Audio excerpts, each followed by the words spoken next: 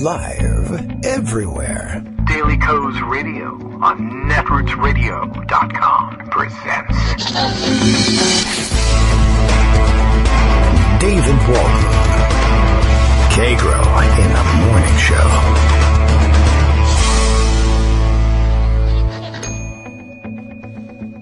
Now, here's David Waldman.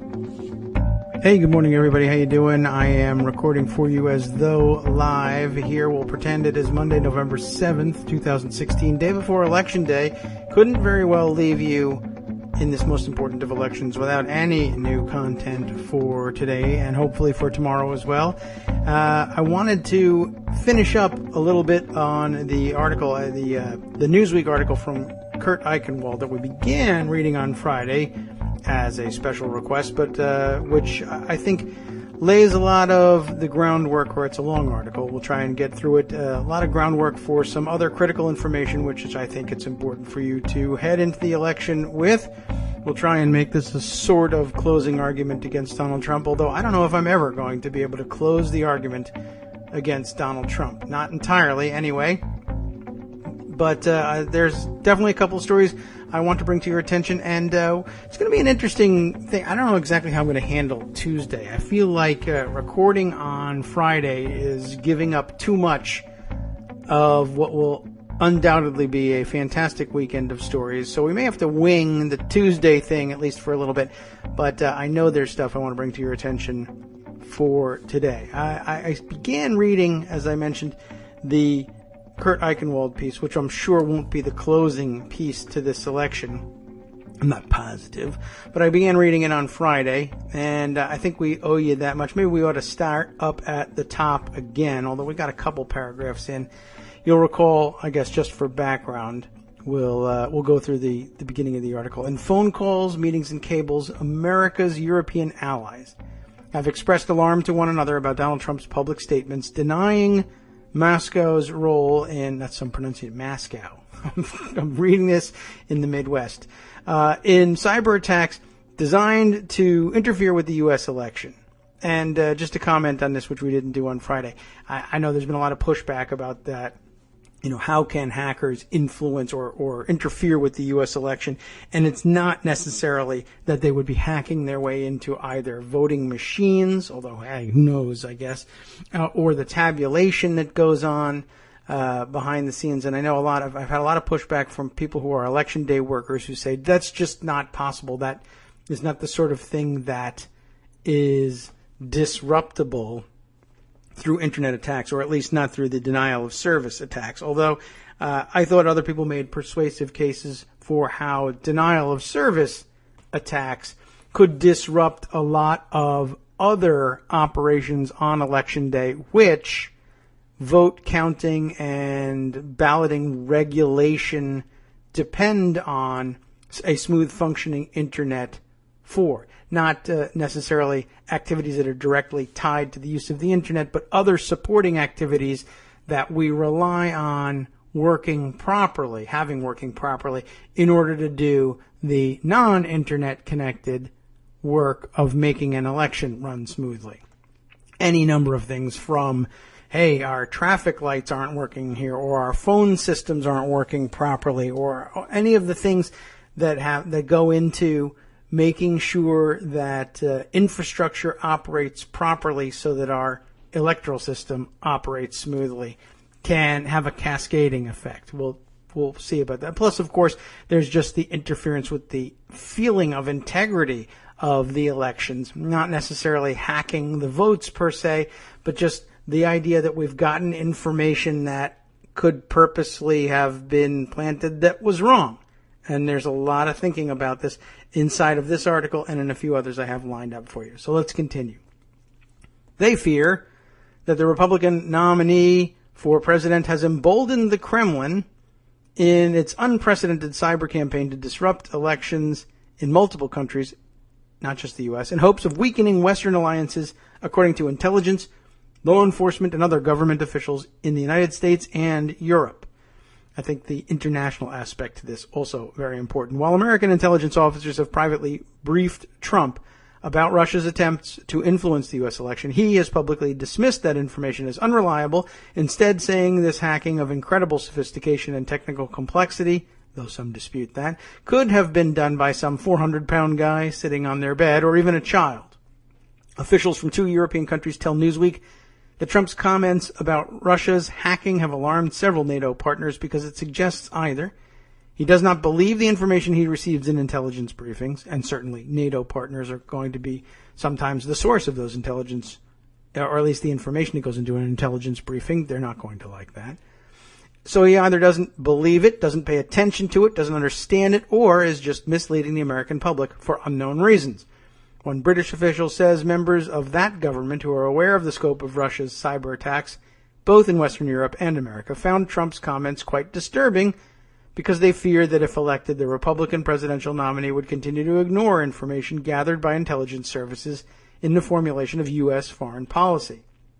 Trump's behavior, however, has at times concerned the Russians, leading them to revise their hacking and disinformation strategy. For example, when Trump launched into an inexplicable attack on the parents of a Muslim American soldier who died in combat, the Kremlin assumed the Republican nominee was showing himself psychologically unfit to be president and would be forced by his party to withdraw from the race. That's some misunderstanding of that base, huh? As a result, Moscow put its hacking campaign temporarily on hold, ending the distribution of documents until Trump stabilized, both personally and in the polls, according to reports provided by Western intelligence. America's European partners were also troubled by the actions of several people close to Trump's campaign and company. Trump has been surrounded by advisors and associates with economic and familial ties to Russia, links to Russia. The publicized connections and contacts between former campaign manager Paul Manafort with Ukraine have raised concerns. Former Trump advisor Carter Page, an interesting guy, I got an article for you on him, is being probed by American and European intelligence on allegations that he engaged in back-channel discussions with Russian government officials over the summer. Page did travel to Moscow, but he denies any inappropriate contact with Russian officials. Now I can hardly wait to get to the Carter Page article that I have in pocket for you, but I will. The allies are also uneasy about retired Lieutenant General Michael Flynn, a Trump advisor who was reportedly considered a possible running mate for the GOP nominee. Last December, Flynn attended a dinner at the Metropole Hotel in honor of the 10th anniversary of RT, the Russian television, a Russian news agency that has been publicly identified by American intelligence as a primary outlet for Moscow's disinformation campaigns. That's one of those things that I feel just kind of strange about, because I guess if I'm designing a Russian disinformation or propaganda machine for television, I guess I would do it this way. Like, there's a lot of shows that have been on RT that I think are, perfectly reasonable programs. And I guess I would intersperse that with some more slyly introduced. I don't think you could really make a go of it and have it work at all if it were just blatant Russian propaganda 24/7. People would understand that was it was nonsense. I think the thing you have to do would be to intersperse it with things that seem reasonable and digestible to American audiences, because they are, and then sprinkle your, disinformation or propaganda in either elsewhere or more subtly inside of these programs. There have definitely been people who have programs on RT that I think of as decent sources, good reporters that put together stories that are in the main entirely credible. So that's one of those stories that gives me that icky feeling of, back in the old days, this is the way they used to handle anything that had the taint of Russia on it. And that just doesn't fit with my modern understanding of what RT is, of what they're doing with it. But I don't preclude the possibility that they may be helping us digest some propaganda somewhere along the line by sprinkling it among sources that are better trusted. here in America. I guess that's the way I would design it if I wanted it to work. Anyway, back to the story here. Flynn, who was 2 seats away from Russian President Vladimir Putin at the dinner, has frequently appeared on RT despite public warnings by American intelligence that the news agency is used for Russian propaganda. I never got any such warning, and I've been interviewed on maybe 2 shows that were on RT. I knew what it was when I went in terms of the R being Russia, but I don't know. No one ever really actually said, oh yeah, American intelligence will warn you about that. But then again, I'm not a general or running for president. So anyway, we'll just put that out there. And by the way, Michael Flynn's name came up recently via Twitter too. Media Matters had an interesting observation on him. I'll see if we can't make a note to self to pull that one up. Western intelligence has also obtained reports that a Trump associate met with a pro-Putin member of Russian parliament at a building in Eastern Europe maintained by, oh my goodness, look at the size of this word,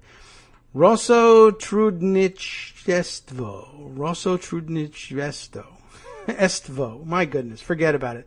No chance I'm going to be able to figure that out live and on the air. But if I heard it said, I'm sure I could mimic it. Anyway, you can take a look at Eichenwald's piece and try it for yourself if you like. What is it? It's an agency under the Ministry of Foreign Affairs that is charged with administering language, ironically enough, education, and support programs for civilians. While the purpose of that meeting is unclear, and there is no evidence that Trump was aware it took place, and that's not all that helpful, it has become another fact that has alarmed officials from at least one NATO ally. Although, I don't know, how hard is that to find? One official from at least one NATO ally who is willing to be alarmed about something? Finally, Trump's repeated glowing statements about Putin throughout the campaign and his shocking comment that the Russians were not in Crimea have perplexed some foreign officials who fear that under a Trump presidency, the United States would no longer stand with Western Europe in regard to Moscow. Trump and his campaign have also spread propaganda created as a part of the Kremlin's effort. That's a little more damning. Relying on bogus information generated through traditional Russian disinformation techniques. In one instance, a manipulated document was put out onto the internet anonymously by propagandists working with Russia. Within hours, Trump was reciting that false information at a campaign rally. The Trump campaign has also spread claims from Sputnik, another news outlet identified by American intelligence as part of the Russian disinformation campaign. I mean, again, I will say this. If you're trying to do Russian disinformation campaigns, I would avoid, 1, calling your outlet Sputnik, or 2, calling it Russia Today or Russian Television or whatever the RT stands for. That's not a good black bag job there, guys. For example, where were we? Almost immediately after the posting of an article by Sputnik attacking this Newsweek reporter, Eichenwald, the Trump campaign emailed a link to the piece to American reporters, urging them to pursue the same story. Again, there are a number of explanations for how these stories circulate, and I think they probably overlap. Certainly it could be directed by Russia, but it also could be just a matter of the right wing has its own echo chamber, just as do both sides have an echo chamber? Yeah, sure. Are both the same? No. But the right-wing one has some weird sources, and there I think the proclivity among right-wingers to snap up the most outrageous stuff and repeat it and believe it to be true immediately, I think it's fair to say it just happens on the right a lot more. I think the demographics of the far right lend themselves to it. That's veiled ageism. But also, I mean, the hipster racist who vape segment is just as likely to insist that it believes these things and send them around. Although I'm not certain whether they are thoroughly convinced of the truth of these stories or they just love the shock value of the stories and they don't care. And it's actually more exciting to them if they think it might not be true. to circulate those stories. Okay. Hope Hicks, the spokeswoman for the Trump campaign, who no one can understand how she does it all by herself, did not respond to emails from Newsweek on Monday and Thursday. By the way, I've been making that running joke about Hope Hicks, how does she do it, for months now. And almost every time her name comes up these days, it's followed by did not respond to questions, did not respond to emails. And the whole joke of Hope Hicks, how does she do it, that the lauding of Hope Hicks's amazing job as spokesperson for the Trump campaign, early on anyway, in the campaign, sprang from her reputation for always responding. And she's got so many inquiries coming in from so many different angles and so many different sources. How does she do it? She always, even if she can't do it right away, she always gets back to you and says, I'll get back to you, and then responds. And the last 6 months have been all about she doesn't respond. And yet nobody has ever said, I found out how Hope Hicks does it. She just stops doing it when it gets tough. Of course, it was amazing in the beginning, too, when she was just responding to everything, but she was responding with garbage. If you can make up whatever you want, I can respond to a lot of people, too. Eventually, she was buried under the avalanche of questions and just stopped responding. Anyway, in this instance, once again, she did not respond to emails from Newsweek on Monday and Thursday asking how the campaign became aware of the Sputnik story so quickly, why it almost immediately promoted information from the Russian propaganda site to U.S. reporters, and what led the Republican nominee to disregard the intelligence he had been provided in briefings about Moscow's propaganda and hacking campaign. American intelligence officials know Russia used cyber attacks and misinformation to interfere with the recent elections in Western Europe, including the German elections last month that resulted in victories for right-wing populists, and the United Kingdom's vote in June on Brexit, a referendum that called for Britain to leave the European Union. I don't think I was actually aware of those charges, but man, did Trump love the outcome of the Brexit thing. He cites it to this day. Western intelligence and law enforcement say tens of thousands of people have been working with Russia on its hacking and disinformation campaign for many years. They include propagandists and cyber operatives stationed in Moscow, St. Petersburg, and one I don't know. Novosibirsk. I'm sure I mangled that. Located in the southwestern part of Siberia. It's the good side of Siberia. Operations have also been conducted in the United States, primarily out of New York City, Washington, D.C., and Miami. Those involved include a large number of Russian emigres, as well as Americans and other foreign nationals. Intelligence operations in Europe and the U.S. have determined that the money these emigres receive for their work is disguised as payments from a Russian pension system. One U.S. official says there's evidence many of these Americans and foreign nationals do not know they are part of Russia's propaganda operation. Well, that would be smart if you were running a real propaganda operation, but also that's how I'd write the story too. You gotta be honest. Here is how Moscow operates its campaigns. Okay, good. We're going to finally get to the bottom of it. Hackers pilfer information from a variety of organizations, both inside and outside Western governments. That is distributed to individuals who feed it into what a source told a European intelligence expert was a pipeline.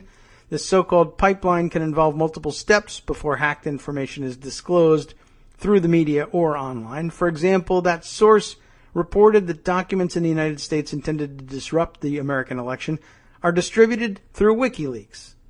Well, that's always been the allegation.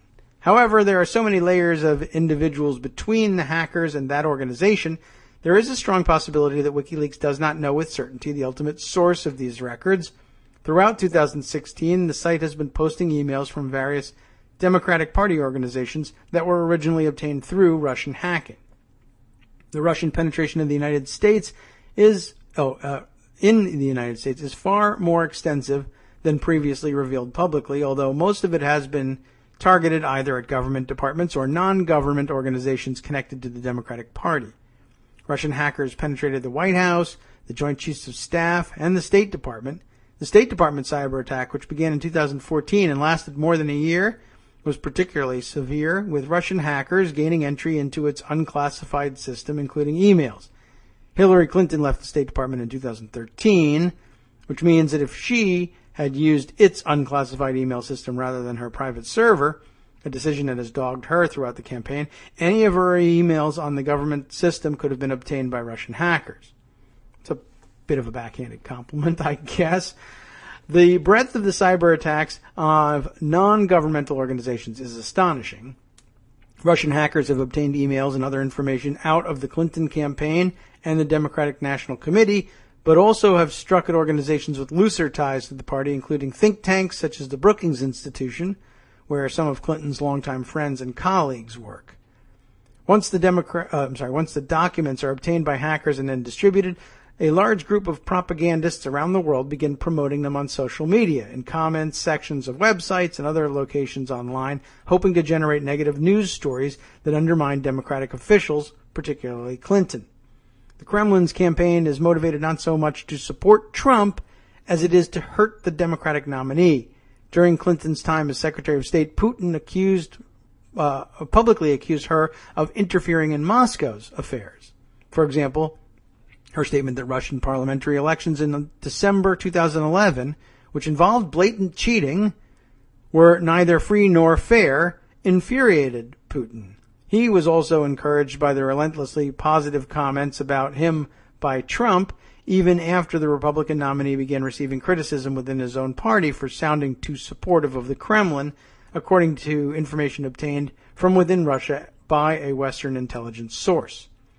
Both Trump and Clinton were monitored by Russian intelligence during their visits to Moscow over the years, according to American and European intelligence sources, in hopes of gathering compromising material about a politician or public figure.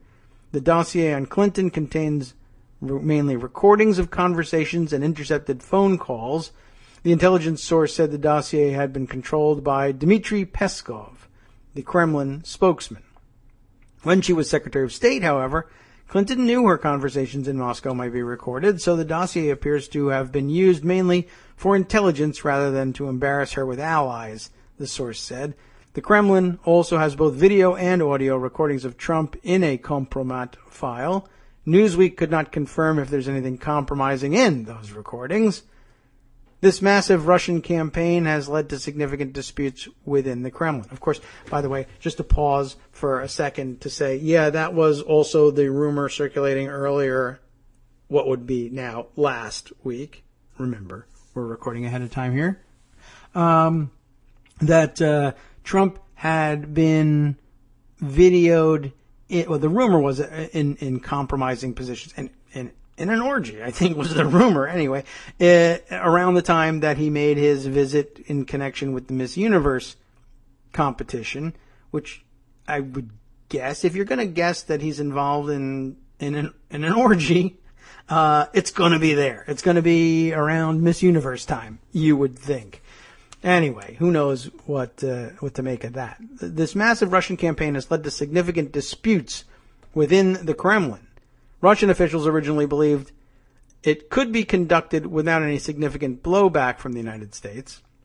According to information obtained by the Western intelligence source Sergei Ivanov, the chief of staff for the Presidential Executive Office in the Kremlin, came to believe this summer that the hacking and disinformation campaign, which has been orchestrated in part by Peskov, had gone too far.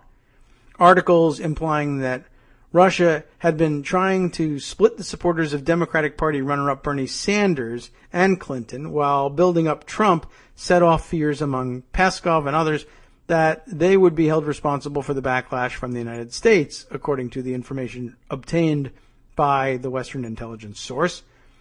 Ivanov was also furious that Peskov led what he considered to be an ill-conceived and botched attempt to use the hacking and disinformation campaign to interfere in the failed coup attempt in Turkey in July. The web of relationships involving Turkey, Western Europe, the United States, Syria, and Trump is complex, and Ivanov expressed disbelief that an attempt to interfere with the coup was undertaken without examining the possible ramifications. The Incirlik Air Base in Turkey has been used as a primary staging area for American bombers engaged in attacks on the Islamic State group in both Syria and Iraq. Russia supports President Bashar al-Assad. the Syrian president who is fighting off a variety of rebel outfits, including ISIS, which has led the Kremlin to authorize bombing campaigns there. Turkish president, and I've never gotten his actual pronunciation right, even of his last name, which I'll limit myself to here, Erdogan. I was informed the actual pronunciation several times, and it's failed to sink in with me, but maybe I'll get that right before the broadcast ends. Anyway, Turkish president despises Trump, amazingly enough, and his associates because of the Republican nominee's anti-Muslim rhetoric. In March, one of Trump's Turkish business partners, so I guess that doesn't, authoritarian to authoritarian relationship doesn't overcome the anti-Muslim stance, I guess. In March, one of Trump's Turkish business partners, by the way, was indicted in what some Erdogan critics described as retribution. Ooh, is that the guy who was, no, I think March was too late for that one, but it brought to mind the guy who was arrested off the coast in a gigantic yacht, allegedly running another underage prostitution / orgy operation. But that, I think, was a couple of years before. And I guess, was that the guy who was involved? Which of the Trump operations was he involved in? I can't even remember which of these stupid things people get tied up in. I'll have to check my Trump world files, which I do have relatively handy. Let's get through this, though.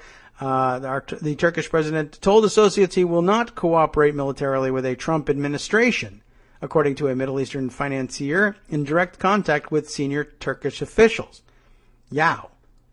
By interfering in the Turkish coup with propaganda efforts, one faction in the Kremlin believes Moscow might have squandered the advantages to be gained from Erdogan's contempt for Trump, according to both European and Middle Eastern intelligence sources.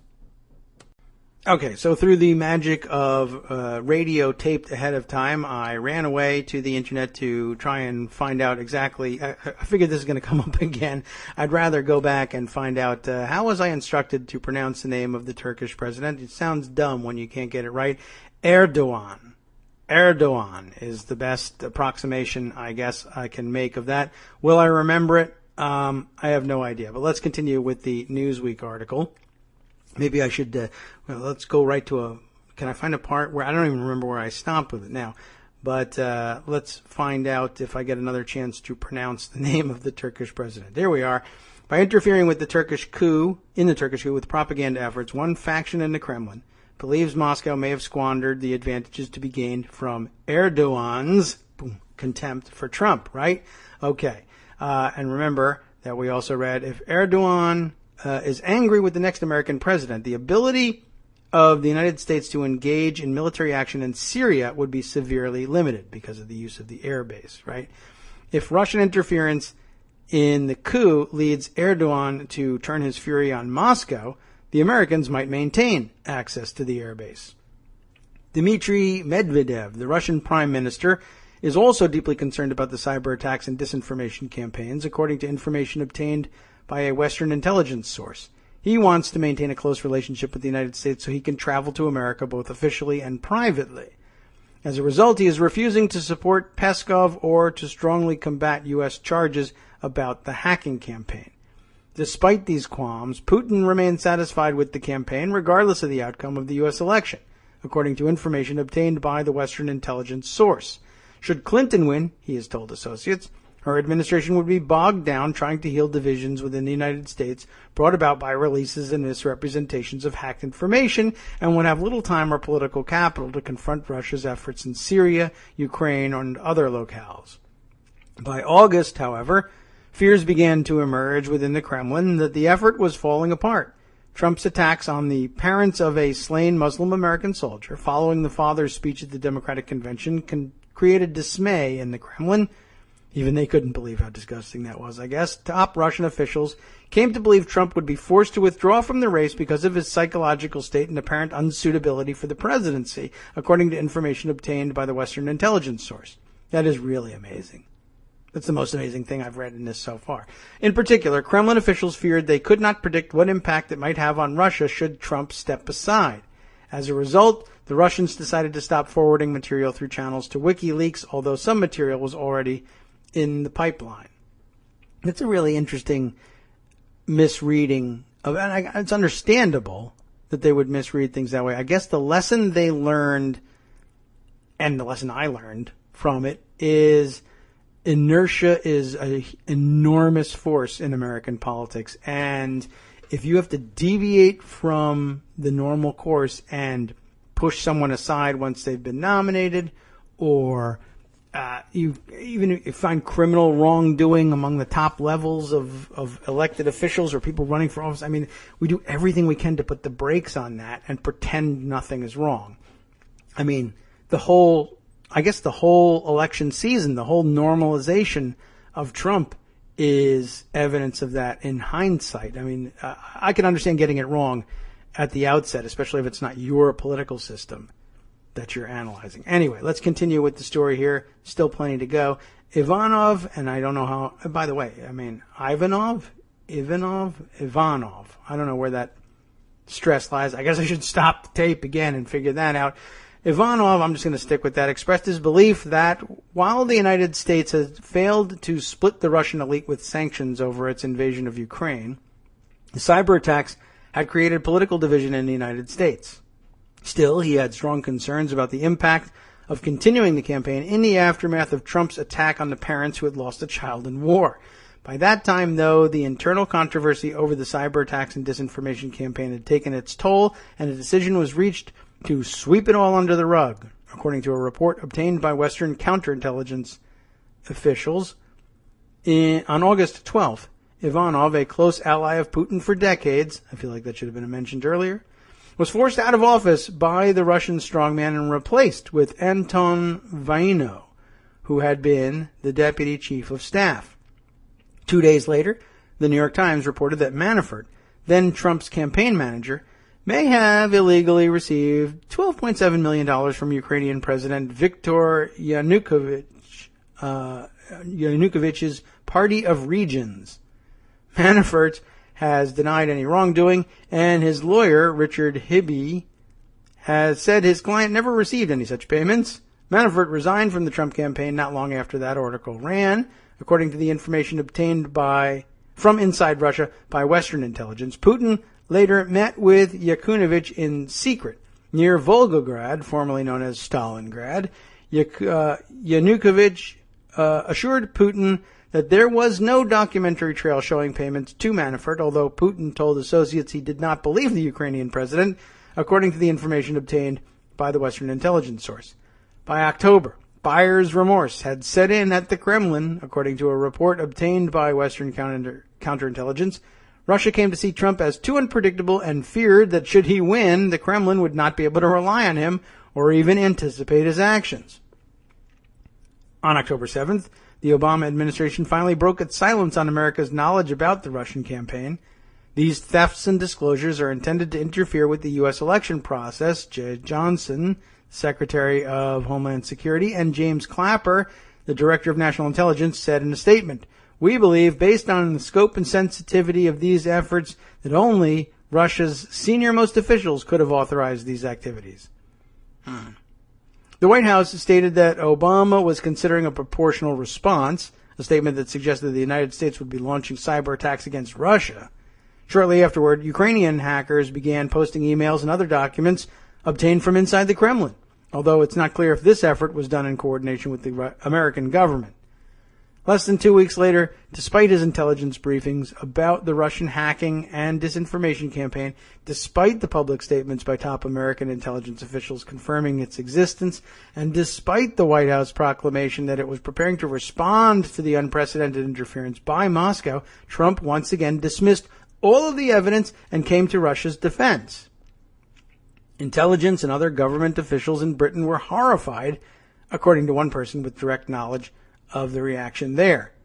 The incident that so stunned the British officials was largely overlooked in the United States, where media analysts were more focused on Trump's refusal to say whether he would accept the outcome of the election.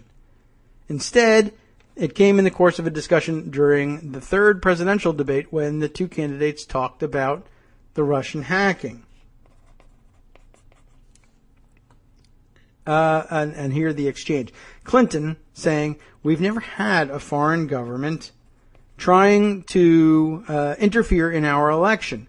We have 17 intelligence agencies, civilian and military, who have all concluded that these espionage attacks, these cyber attacks, come from the highest levels of the Kremlin, and they are designed to influence our election. I find that deeply disturbing, and I think it's time you take a stand. And Trump saying she has no idea whether it's Russia, China, or anybody else. I am not quoting myself. She has no idea. I am quoting 17. Hillary, you have no idea. 17 intelligence. Do you doubt 17 military and civilian? And our country has no idea. Agencies? Yeah, I doubt it. Well, he'd rather believe Vladimir Putin than the military and civilian professionals, intelligence professionals, who are sworn to protect us. I find that just absolutely, she doesn't like Putin because Putin has outsmarted her at every step of the way. Well, also, he's kind of a Cold War holdover. But okay, that's another good reason not to trust him. That was an amazing exchange, of course. I guess now I'm looking at it, this last Clinton statement, I now am trying to evaluate in light of what we've learned or think we've learned in the last couple of days about the FBI. He'd rather believe Vladimir Putin than the military and civilian intelligence professionals sworn to protect us. I mean, the FBI has intelligence professionals and investigative professionals and law enforcement professionals sworn to protect us too. And that may not have done us a hell of a lot of good, at least with respect to some of them, in, I guess, what's purported to be just in the New York office, although it's spread all over the place. There's now, the last paragraph or so has given me ideas about like 5 different articles that we need to read, including the articles that came out end of last week, both from Spencer Ackerman at The Guardian about the FBI being Trump land, and then another piece that also confirmed the same contention in Bloomberg. But it also makes me think that we need to spend some time on another piece, specifically this whole idea of, Trump's refusal to back down in the face of all the evidence, and how his refusal to do so horrified British intelligence. I know I've got parked in pocket here a Politico piece called "Why Donald Trump Can't Back Down," and I don't know whether it's really even centered on that kind of incident, but certainly it would help explain why he couldn't back down, or why he couldn't find a way to do so on this issue, on the intelligence issue and the hacking. Let's continue, though, with the Newsweek piece. The words that so shocked the British were, "Our country has no idea, and I doubt it." All of the NATO allies are sure Russia is behind the hacking. All of America's intelligence agencies are, too. The Foreign Intelligence Services had been sharing what they knew about this with the Americans, and Trump had been told about it, but he blithely dismissed the conclusion of not only the United States, but its allies as well, based on absolutely nothing. Trump had no apparent means of developing his own information to contradict the findings of intelligence agencies around the world, and that he would so aggressively fight to clear Putin and cast aspersions on all Western intelligence agencies left the British officials slack-jawed. They didn't know what to think, says one former British official who has spoken to numerous members of the government about Trump's comments in that debate. A lot of people are now trying to connect the dots of all the data in the intelligence files and try to understand Trump. There certainly are a lot of conspiracy theories being bandied about, but no question there is a lot of concern about what's going on in Trump's head and whether we would be able to work with him. I'll pause to give you one other theory. It's not necessarily that he's taking instruction in this from Russia. It's that he doesn't even know what he's saying, and it doesn't even matter to him what he's saying. The point is he's in a debate, and he basically debates like Homer Simpson does. The opponent says something that there's some reasoning behind, and I don't understand it, but I know that they're trying to score a point with it, and I need to prevent that, because if points are scored by her, then there are points against me, so I can't allow that. And so the answer is no. I'll what was Homer Simpson line when he's going to sign up for a debating slot, right? I'll take that, you stink pot. That's the way he handles this thing. Do you deny that? Yeah, I deny it. Do you doubt that? Yeah, I doubt it. Because you have no idea. How do you know I have no? Why would you say something like that? I have no idea. Because I don't know. Because you don't. Because you're my opponent. And so therefore you have no idea. You've been fooled all the time. Well, what's the real answer? I don't know, but I know you don't know. That's basically all so there may be no grand conspiracy. It's just part of why he can't back down. Now I'm curious to see why the Politico profile says he can't back down. Even as Trump, we'll continue here, was disputing the role played by the Kremlin in the hacking, his campaign was scouring sites publicly identified by American intelligence as sources for Russian propaganda. And not, again, I don't necessarily think that they were scouring because they were known as sources of Russian propaganda. They were scouring them because they were known as good sources for outrageous, sensationalist, anti-Clinton propaganda. But Russians know who will eat that up, so they provide it. And now I definitely know another story I want to bring to your attention. And I'll make a note for myself here because I'm going to forget it along the way.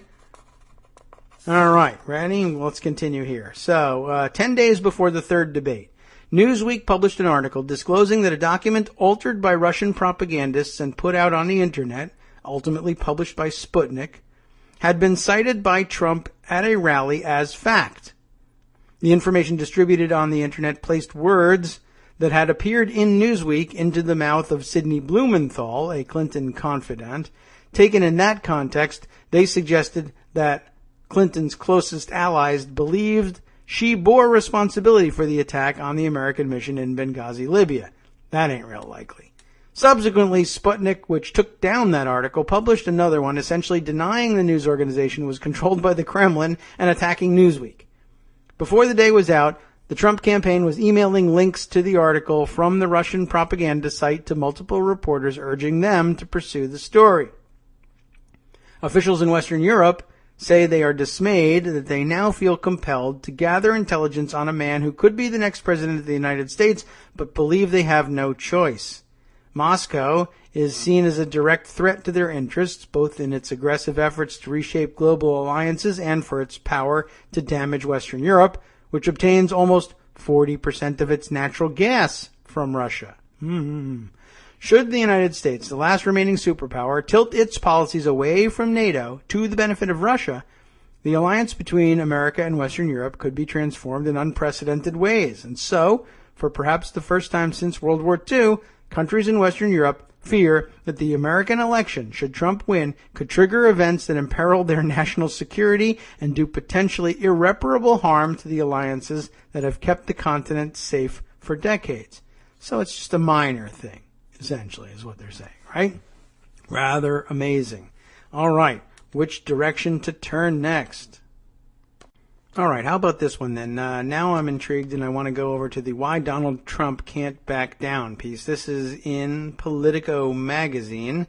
It is a piece by Michael Cruz, but it's dated October 9th, 2016. So it's from a while ago, and let's see if it doesn't fit in as a piece of the puzzle here. At the time, October 9th, this thing was subtitled "The Chaotic Past 48 Hours Have Revealed All of the Most Powerful Strands of Donald Trump's Identity, Celebrity, Sex, and Power, and it's all pointing in one direction."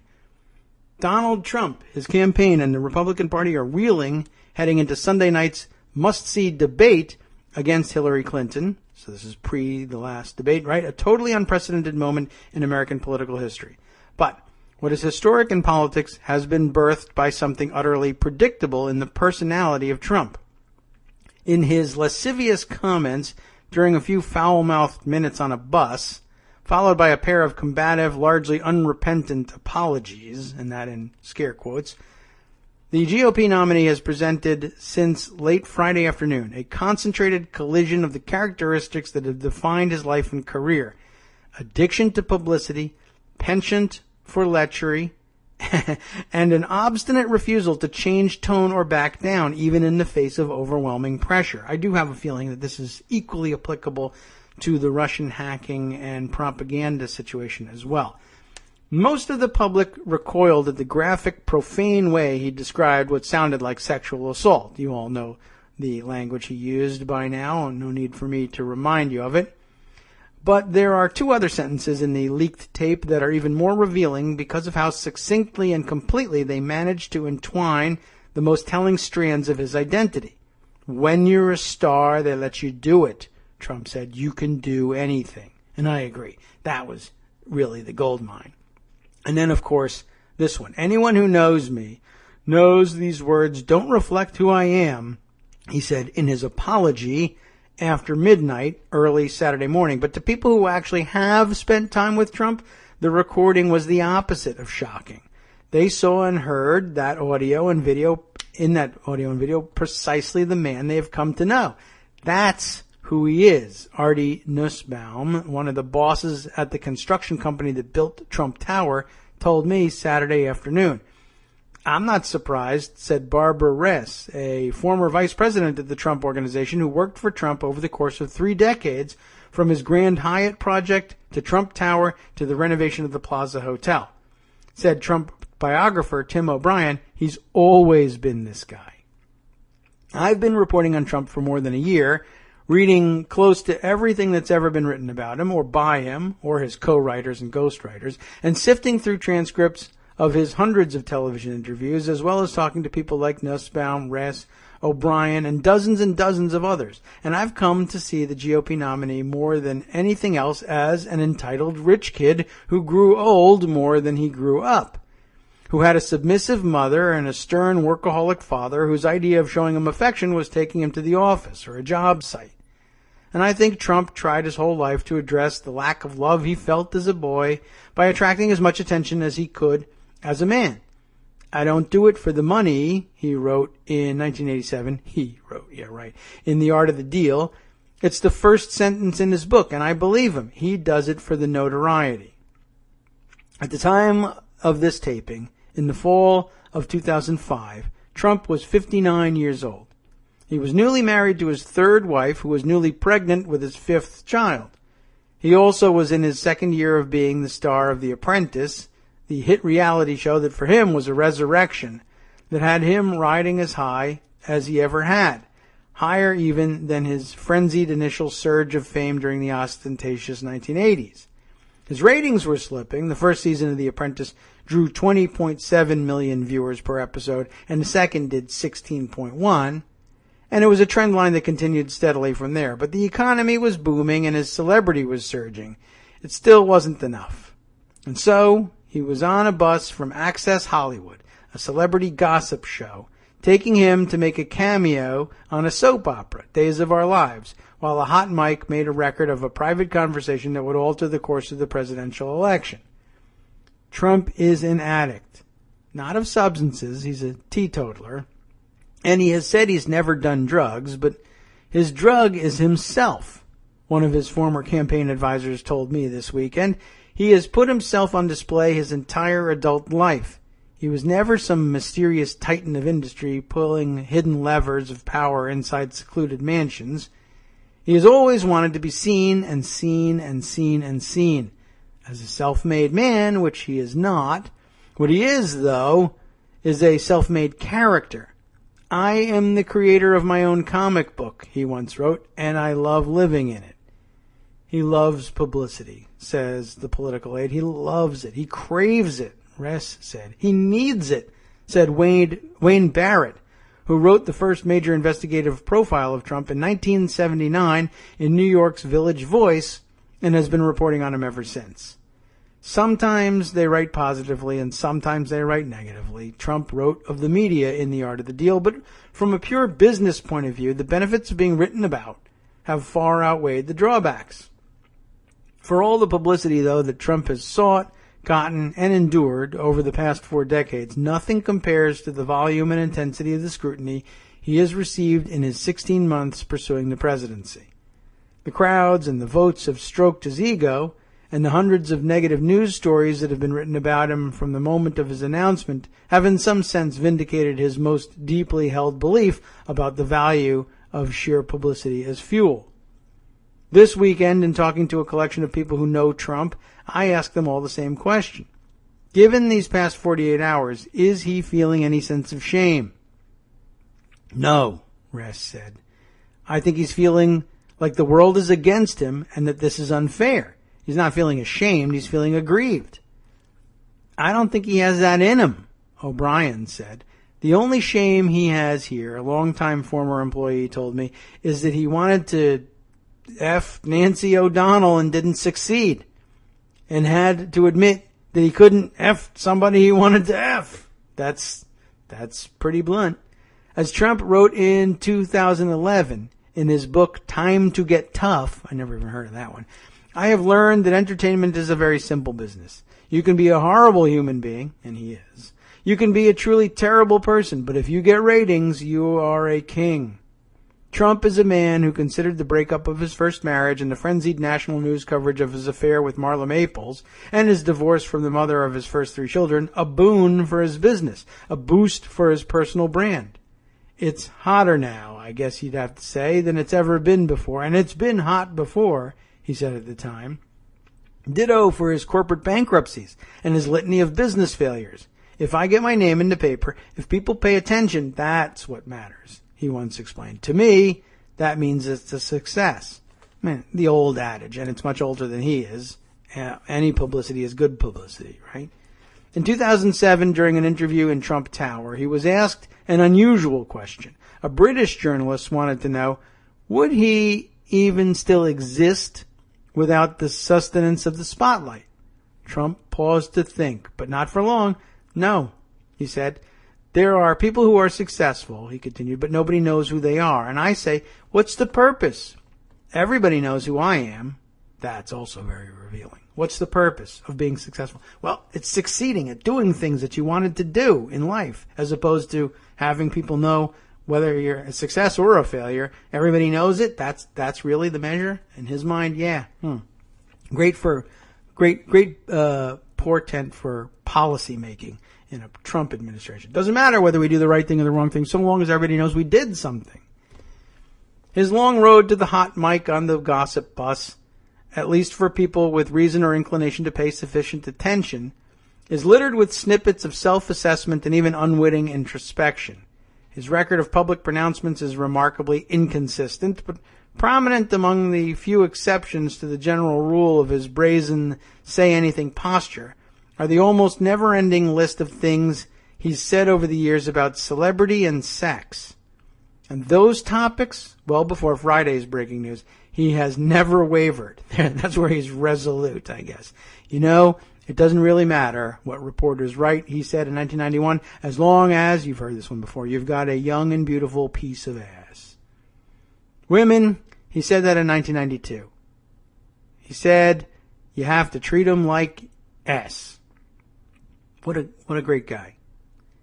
In these dizzying past couple of days, the name Trump has appeared in articles about not only his sinking political prospects, but about sexism, misogyny, and rape culture. I have taken from the shelves in my office my marked up copies of his many books pitched as how-to and self-help, and reread portions that jump from the page even more now, here in the aftermath of, I moved on her very heavily, I moved on her like a bitch, and I did try to F her, like a magnet, I don't even wait. Remember all of that? There's hardly a book Trump has put out, and I have 17 of them, that doesn't include passages or even entire chapters on women, on dating, on marriage, on the absolute importance of prenuptial agreements, the only love letters, as Barrett once put it, that Trump has ever written. I grew up in a very normal family. Trump says, that's what he said, in 1997 in The Art of the Comeback. I was always of the opinion that aggression, sex drive, and everything that goes along with it was on the man's part of the table, not the woman's.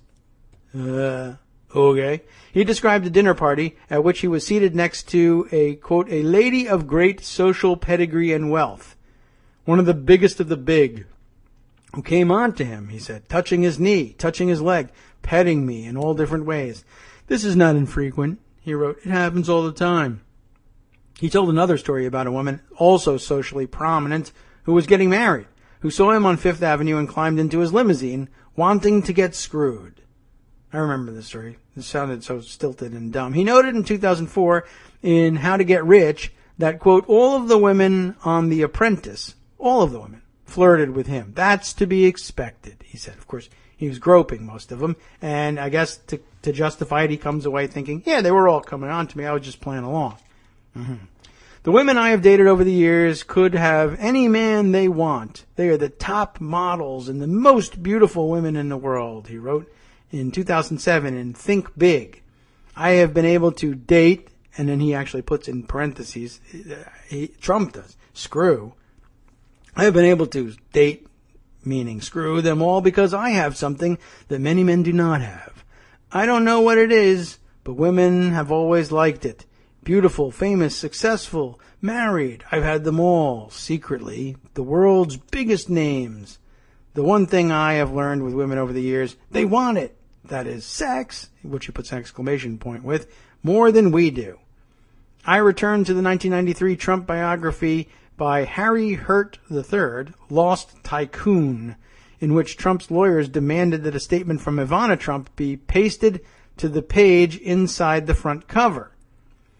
Quote, during a deposition given by me in connection with my matrimonial case, I stated that my husband had raped me, it said. I wish to say that on one occasion during 1989, it continued, Mr. Trump and I had marital relations in which he behaved very differently toward me than he had during our marriage. As a woman, I felt violated, as the love and tenderness which he normally exhibited toward me was absent. I referred to this as a, quote, rape, but I do not want my words to be interpreted in a literal or criminal sense. Any contrary conclusion would be an incorrect and most unfortunate interpretation of my statement, it added, which I do not want to be interpreted in a speculative fashion, and I do not want the press or media to misconstrue any of the facts set forth above. All I wish for in this matter is for this matter to be put to rest. That's a pretty amazing thing to accomplish. That gets pasted inside the books. Since then, though, Trump himself has said what he's said, written what he's written, and done what he's done, including regularly verbally leering at his own daughter, all but inviting other men to do the same. He has called her an amazing beauty, a heartbreaker in every way, and voluptuous, which that one you shouldn't use on your daughter. She's got the best body, he once told shock jock Howard Stern. Can I say this? A piece of ass, Stern said. Yeah, Trump said. If Ivanka weren't my daughter, perhaps I'd be dating her, Trump once said on TV. If I weren't happily married, he said last fall, and you know, her father. After all these years, all the tasteless and scurrilous things he has said and written, the only real surprise for the people who have watched him closely is that he actually uttered even a half-hearted apology. In his original statement on Friday afternoon, he dismissed his comments on the bus as locker room banter, and as an 11-year-old conversation the public wasn't meant to hear, shifting quickly in a second sentence to Bill Clinton, who, quote, has said far worse to me on the golf course. The last part felt like a tack on. I apologize if anyone was offended. I was surprised, a former political operative of his told me, that he was willing to show that type of contrition. And it was crap contrition at that. Then came the second attempt, a slightly longer video version of more of the same. Tepid remorse and a Roy Cohn-like counterpunch in the form of a fast change of subject to the husband of his opponent, all of which led to a series of angry tweets about how he, quote, will never drop out of the race, in all caps, about how the leaders of the party he represents who have condemned him are self-righteous hypocrites, and about Juanita Broderick, who allegedly was raped by Bill Clinton, a preview of the potential viciousness of a presidential debate, the likes of which this country has never seen. Of course, that didn't come to fruition at the debate either. They failed miserably. They choked like a dog every time they tried to bring special guests to the debates. But really, an amazing look into a different approach to the no backing down personality. And certainly, if he's not going to back down in that case, which most people actually probably believe about him, then he's certainly not going to back down on the Russia and hacking, which a good number of people are still entirely skeptical about. Okay, so I also needed to circle back to two other things that came up in the Newsweek piece. Two names, Carter Page and, of course, General Michael Flynn. I mentioned, I think I misattributed the story I had, or the thing I had about Michael Flynn, to Media Matters. And it was, in fact, Brandon Friedman, who I had seen tweeting this comment. General Flynn is out there tweeting the link to some crazy-ass story. And this is how he does it. You decide, he writes, that is the letter U, you, the shorthand. You decide, NYPD blows whistle on new Hillary emails. How in the world? Doesn't matter. It's crazy stuff. What are the emails about? Check out the allegations in his little snippet here. Money laundering, sex crimes with children, etc. Must read. Linking to a truepundit.com story, which I've never heard of before, and might, for all I know, infect my computer with a virus if I link to it or if I click on it. But Brandon Friedman sort of retweeting this along with the comment, this egg, General Flynn, I guess, never put a profile picture in, although I guess he looks like he's gotten around to it now. This egg passing along sensational forward emails on Twitter used to be the U.S. military's top intelligence official. With that in mind, I guess it's entirely possible that I could see in myself the possibility of refusing to believe intelligence briefings too. But, so I guess, yeah, there you have it. Both sides, both Donald Trump and I would have difficulty believing certain intelligence officials if they told me something. What is this nonsense? I'm just sort of curious. I'll put the computer at risk here. True Pundit. Breaking bombs, something or other. Bombshell, what have you. I'll see if it's so slow in loading, it's probably a Russian garbage site. In fact, forget it. You know what? Don't load. Who even knows? Now I'm actually literally afraid of that. You heard it here. So there's what General Flynn, who's got his verified checkmark and everything. You decide, NYPD blows the whistle on new Hillary emails, money laundering, sex crimes with children, etc. Must read.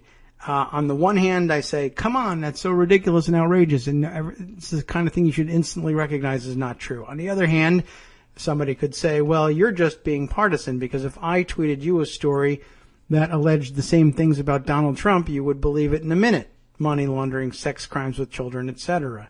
And you're right. I think I would. And so I call, and now I say, well, am I just being a ridiculous partisan? Or, I guess, on the other hand, you could backfill with this explanation. Haven't I told you a million times that Trump is all about projection?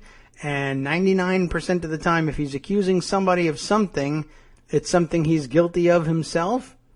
No, I don't know what to think. My head is exploding. Well, that's where Michael Flynn is these days.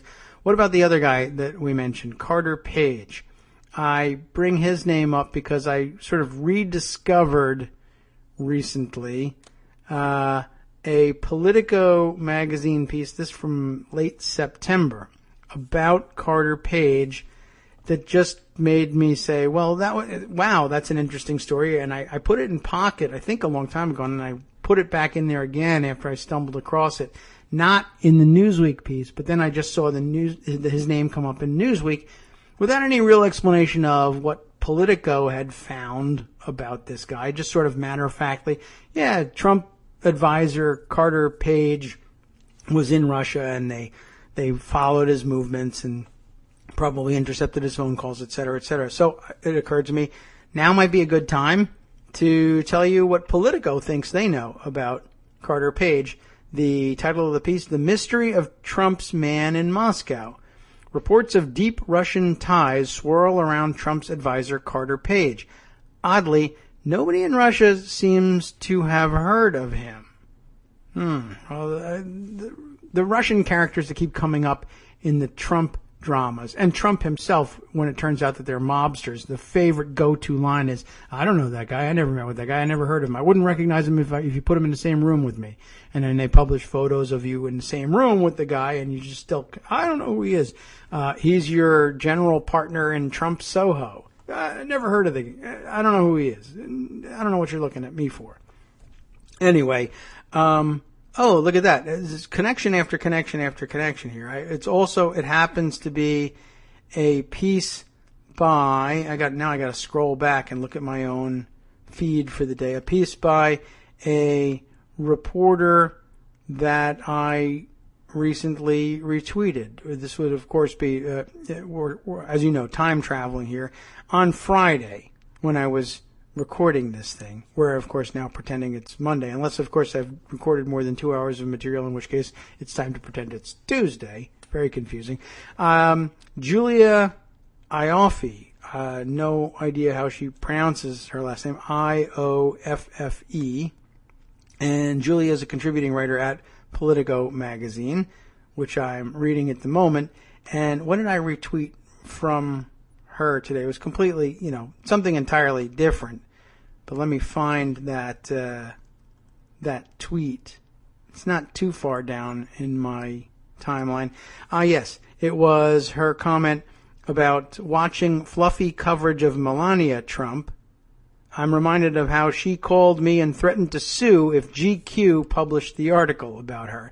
I just found that kind of interesting and instructive. But she had also tweeted something else that was widely commented upon and retweeted. Where's the... things that she had to say during the Friday timeline. Let's see. Sounds like there are some Breitbart/Trump fans inside the FBI, and we have much to go over on that subject. Yes, here it is. This was something that, a tweet of hers that, this is how she came to my attention on Friday, that Greg had sent me through back channels of her discussions with Trump supporters around the country, including this quote, "I don't condone what he did to the Jewish culture, but there were reasons Hitler hated the Jews." Hashtag economic anxiety. Yeah, that's what's going on there. I mean, by the way, it's the Jewish culture that he did things to, not the millions of them that he actually killed. But okay. Anyway, that's Julia Ioffe, and this is her piece from September, The Mystery of Trump's Man in Moscow. I skimmed this the other day and I was amazed.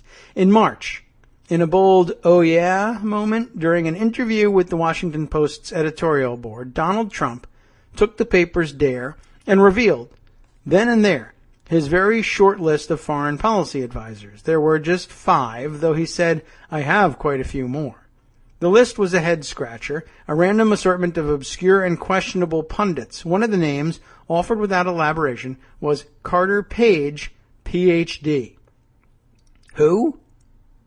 Reporters, quickly Googling, found that Page is the founder and managing partner of an investment fund called Global Energy Capital, and that he claims to have years of experience investing in Russia and the energy sector.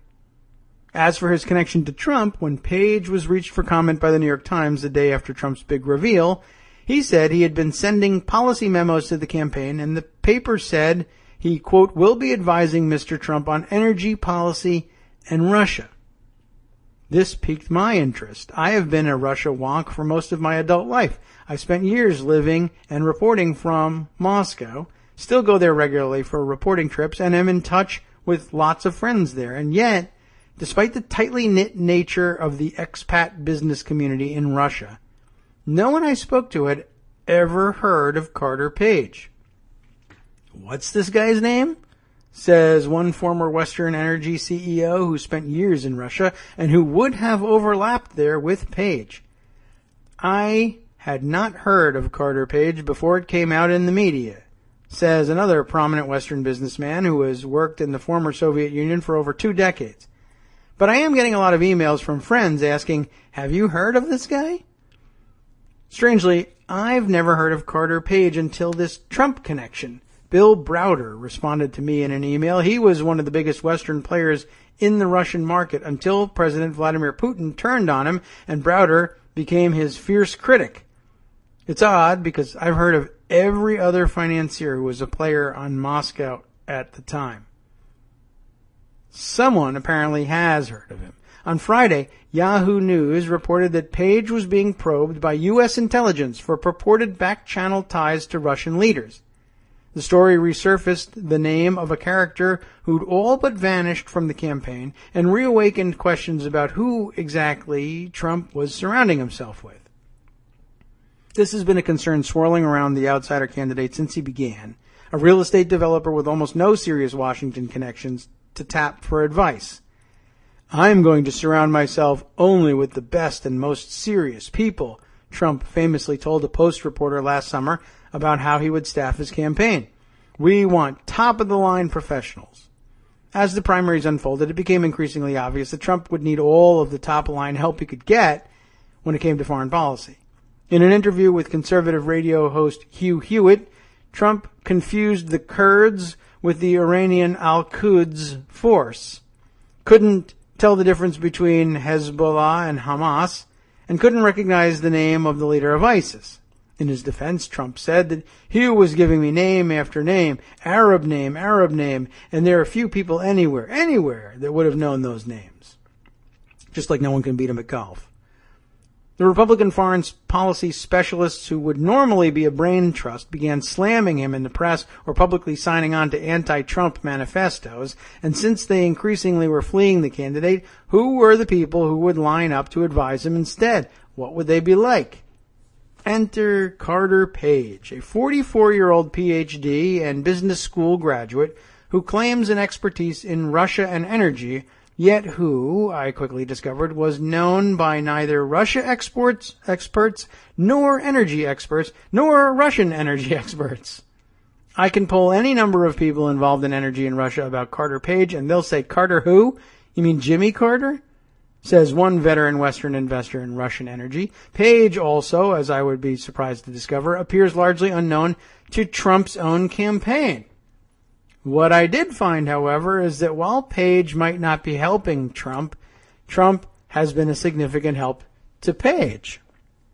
Since being named by Trump as an advisor, Page, who has spent his career trying to put together energy deals in Russia and the former Soviet Union, has finally begun to be noticed in the region. He is being treated in Russia as a person with potentially important ties in America.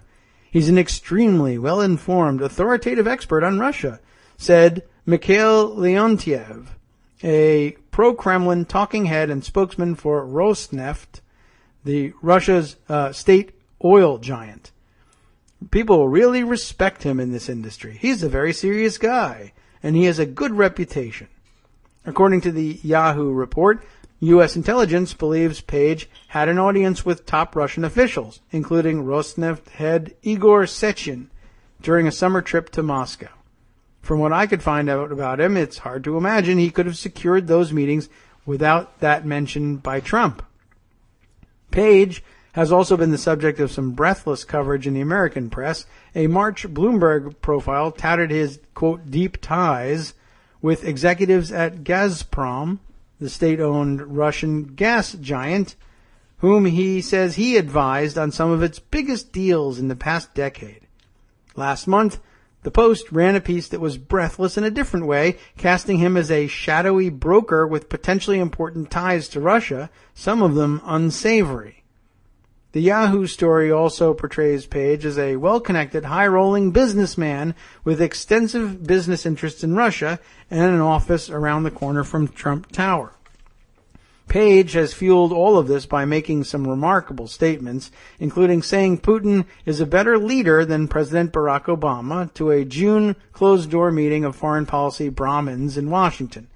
In July, in Moscow, he spoke at the New Economic School's commencement ceremony, a university that had hosted Obama just 7 years ago.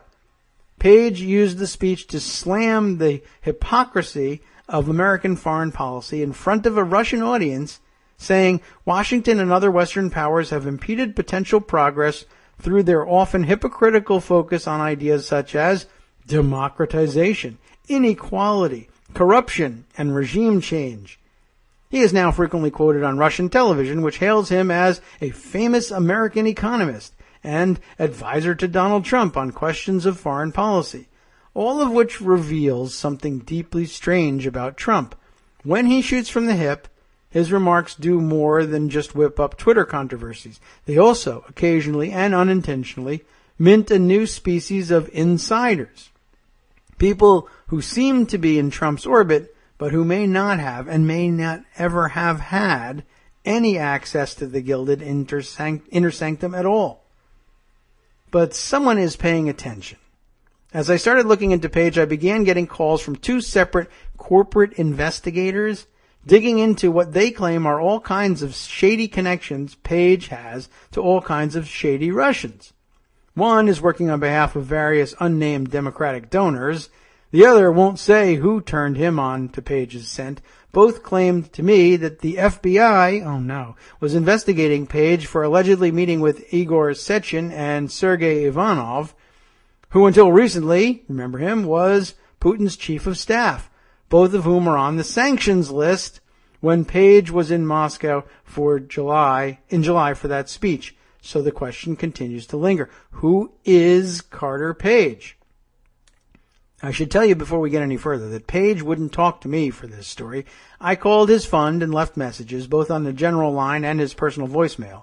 I emailed him repeatedly. I asked the Trump campaign to put me in touch. I emailed the Bloomberg journalist who interviewed him, who passed the request on. I even called Carter Page's father in Poughkeepsie, New York, who told me he would ask his son to talk to me. But alas, no dice.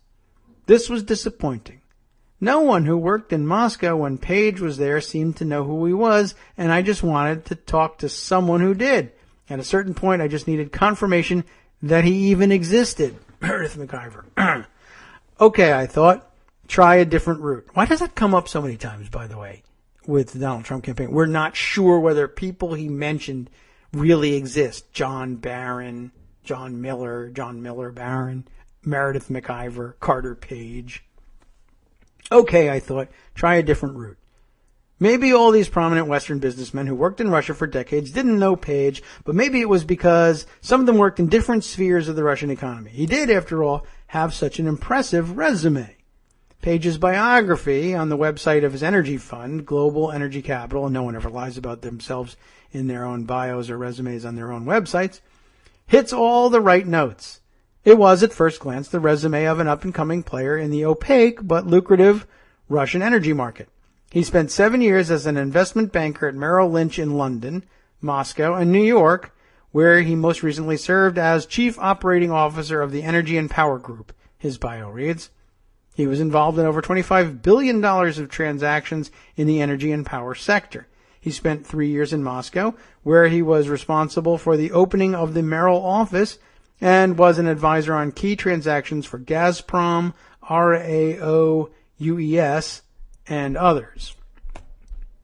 Those were some of the biggest energy deals of the 2000s. And Page's tenure in Merrill Lynch's Moscow office from 2004 to 2007 would have put him in the right place at the right time. He says he was part of the carving up of RAO UES, a massive Russian electric power holding company.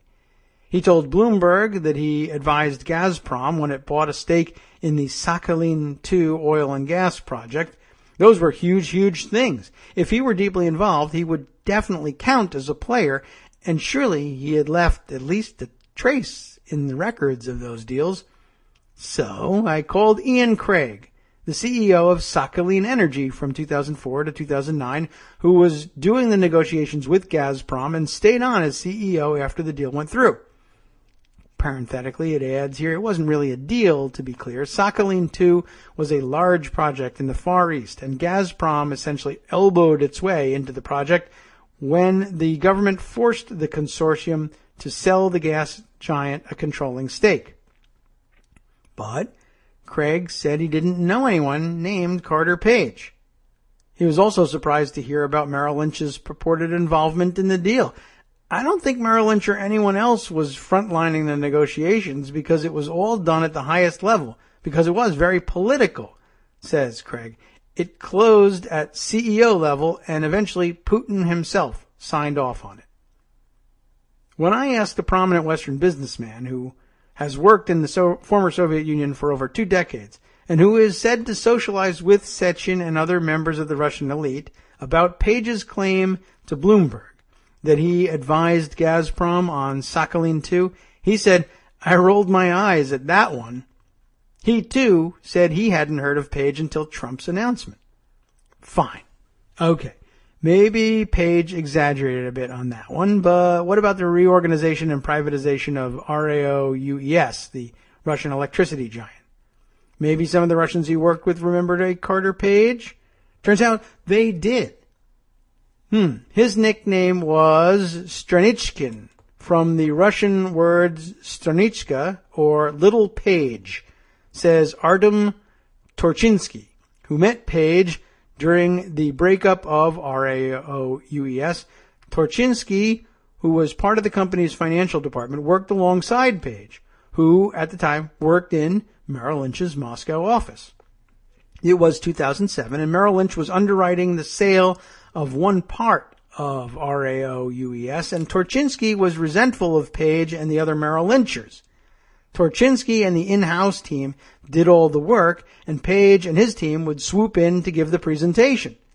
They were the fancy Western window dressing. It really irritated our team, Torchinsky told me over Skype. We worked around the clock, and then they would come in and say something incomprehensible, and we'd have to correct them. These guys didn't know what they were talking about. As for Page, he made no impression whatsoever. Whether he was there or not, it made no difference, Torchinsky says. When you're dealing with a pro, you see it. Page, unfortunately, did not leave that impression. Okay, harsh. But then I talked to Page's former boss, former Russian central bank chairman, Sergei, Alexashenko. There we go. Sergei Alexashenko, who ran the Moscow office of Merrill Lynch for part of the time Page worked there.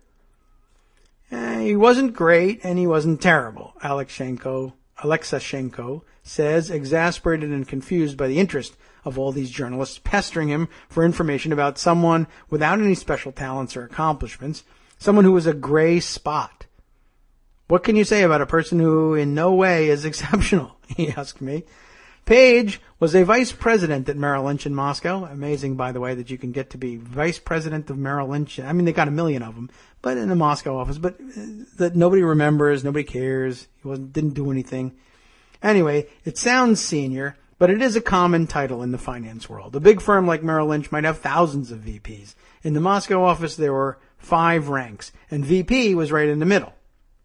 In effect, it was just the oldest of the youngest, 3 from the bottom, says Alexashenko. When it came to finance, Alexashenko says Page was not a specialist in any branches of finance or in any instruments. When it came to energy, Page and his team were, according to Torchinsky, mildly speaking, not competent in the field of energy. And, says Alexashenko, judging by the drivel he spews on Russia, you can tell he doesn't really understand the topic. Trump's putative advisor on Russia and energy and foreign policy, in other words, did not create the impression of someone who was an intellectual or well-educated or someone who was in any way interested or knowledgeable in foreign policy, says Alexashenko. For the past few years, Page has styled himself a foreign policy expert. He's written columns in Global Policy Journal, a new peer-reviewed journal run out of Durham University. They are confoundingly written and make logically curious leaps. I guess here's a grab from one of them. In recent months, renewed calls for equal justice have brought social tension across the United States after the killing of Michael Brown and Eric Garner by police officers in Missouri and New York, respectively, he wrote. Very informative. Although commonly overlooked, the impact of other fatal mistakes by government officials in the foreign policy arena might vastly outweigh these tragic deaths in potentially catastrophic proportions. Well, I am confused by that. He is the kind of thinker who writes that Kanye West's New Slaves and the artist's creative work offers valuable ideas that could fundamentally improve the direction of U.S. foreign policy and world affairs, but does it by opening with a citation from the Oxford English Dictionary. Slave. Pronunciation, slave. Roping in Adam Sandler, William F. Buckley, and Dick Cheney. That is a bit convoluted, isn't it? His speech in Moscow's new economic school was a similar construction of empty spaces held together with repetition, tautologies, and abuses of the word ironically. For the past 15 years, I've been researching, teaching, and writing about fundamental trends in the world economy, which have really continued to evolve in this period and in the years immediately preceding it. He began. The video of the speech also suggests, and I guess it's linked here, wow, that after 3 years living there and a lifetime studying the place, he couldn't really speak Russian. He had to have his questions translated for him into English, except to quote haltingly, brokenly, Vladimir Putin. "We never meddle in the internal political affairs of other countries, unlike the USA," which is troubling for two reasons: that the advisor of a presidential candidate of a major party is criticizing America abroad by citing Putin, and that the comment implied that he seemed to not know anything about anything going on in, say, Syria or Ukraine, or now, here, the United States. Page also managed to find his way into a fellowship at the Council on Foreign Relations, where he cut a strange figure. Like other Westerners doing business in Russia, Page took the view that Putin was not the blood-stained and corrupt tyrant some in the West imagine him to be, defending him as a strong leader who brought order and prosperity to Russia. But unlike other entrepreneurial defenders of Putin, people at the council recall that Page was not particularly good at it. He had a guilty-seeming style in making these arguments, making it seem like he didn't really want to engage, one person from the council says. I don't know, I'll take their word for it. His columns made the rounds and raised eyebrows. That blog post about the slaves, that's just strange, says the council member. He's a nice guy, but of the people that I know that have Russian foreign policy experience or access and contacts, he wouldn't be in the last decile. He'd be in the second to last decile, said one executive with experience in Russia. I guess I overestimated. So he wouldn't be in the last, but he'd be in the second to last decile. That's one American executive with experience in Russia and its energy sector says. You'd have to dip really far and wide to find a guy like Carter Page. I mean, wow. I should have just dropped the Carter Page story, she writes, but in the months since Trump named him as an advisor, the campaign's Russia connections have become a bigger and bigger issue. Fancy Bear, who was probably a Russian hacker, broke into the DNC emails, seemingly handed them over to Julian Assange, who continues to leak the information in a way that is clearly designed to help one campaign and hurt the other. Trump's second campaign manager, Paul Manafort, flamed out in August because of his shady business dealings with the pro-Kremlin side of Ukraine, and Trump himself continues to say absurd things about Russia and Putin, like publicly inviting the Russian government to continue hacking American servers. Washington was in full hunt for Red October mode, and it was all I could do to stay on Page's trail, which began to look more and more like an infinity sign. I was not the only one. Seemingly, everyone I talked to had also talked to the Washington Post, and then there were these corporate investigators who drew a dark and complex web of Page's connections. Then there was Page praising Putin. I found myself juggling two mutually contradictory Page narratives. Was Page, like Manafort, followed by a long train of sordid dealings with dark and powerful players with deep pockets and deep resentments toward the West? This was the person described by the corporate investigators trying to whisper into my ear. Was Page a man wheeling and dealing in energy contracts with China and Turkmenistan, who was a vehicle for the Kremlin to influence the American election? Was he a man who, during a 3-day trip to Moscow, met with two of Russia's most powerful men and was now being investigated for it? But it was hard to see that man when I actually talked to people who knew him. Page made his way into the financial sector as it ballooned in the early part of the past decade, securing a spot at Merrill Lynch's London and Moscow offices. Today, he claims he was cozy with Gazprom executives. His former colleagues laugh at the suggestion. No one let him into Gazprom, Alexishenko says. He didn't go shake Gazprom chief Alexei Miller's hand. He made sure there were cars, hotels, and meetings for investors in London. Another of Page's colleagues from Merrill Lynch confirmed that Page's role was simply arranging meetings between Gazprom and Western investors, something normally done by analysts, the lowest rank on the totem pole. People organize meetings with Gazprom all the time, the former colleague said. He hosted these guys in New York City, but they would have done this 10 times a year. I used to do this. It doesn't require all that much skill. You just send out an email to 20 people saying, Gazprom agreed to dinner at this place at 8 p.m. Do you guys want to come? The main thing is just getting those two Gazprom guys to agree. But because they agreed doesn't mean they're close to him. But the meetings did provide him with something else. Gazprom didn't need money at the time, says the former colleague. They were the most profitable company at the time. Their net profit was something like $36 billion a year. Their problem was not getting investors, but figuring out how to spend money in a non-efficient way, if you read between the lines. He was probably aware of that. He would have known how inefficient and wasteful the company is. Page became an investor in the company and has, according to filings, advised other companies he's worked for to invest in them. After Merrill Lynch, Page tried to set up his own fund to invest in energy projects and called it Global Energy Capital. But he tried to do this in 2008, and we know what happened to the markets in 2008. The fund is registered to his father's address in Poughkeepsie.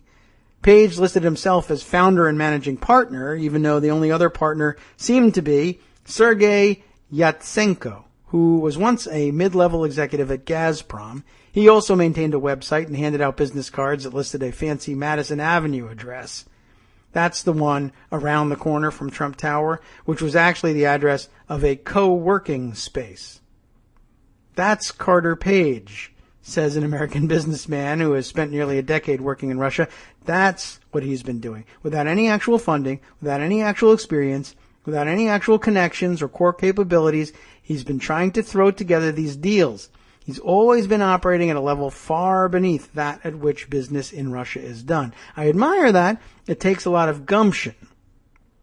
In the interest of due diligence, I also tried to run down the rumors being handed me by the corporate investigators that Russia's Alpha Bank, ding, paid for the trip as a favor to the Kremlin, that Page met with Sechin and Ivanov in Moscow, that he is now being investigated by the FBI for those meetings because Sechin and Ivanov were both sanctioned for Russia's invasion of Ukraine.